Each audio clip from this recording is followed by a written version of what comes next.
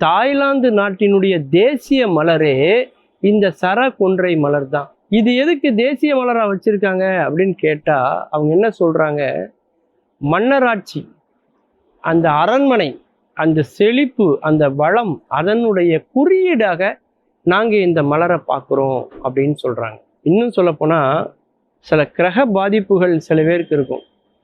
அந்த கிரக பாதிப்புகளை எல்லாம் உட்கிரகித்து கொண்டு ஆதர்சனம் பண்ணி கொண்டு அவர்களுக்கு தெய்வ கடாட்சத்தை தரக்கூடிய ஒரு அற்புத தருவாகவும் இந்த சரகொன்றை மலர்கள் பார்க்கப்படுகிறது அப்படிங்கிறது தான் உண்மை.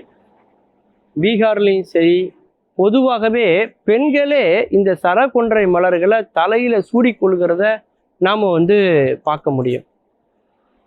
அதுக்கு ஒரு உதாரணமும் இதிகாசத்துல நம்முடைய தொன்மையில சொல்றாங்க. என்னன்னா, சீதா பிராட்டி விரும்பி அணிந்த ஒரு மலர் இந்த சரகொன்றை மலர் தான்.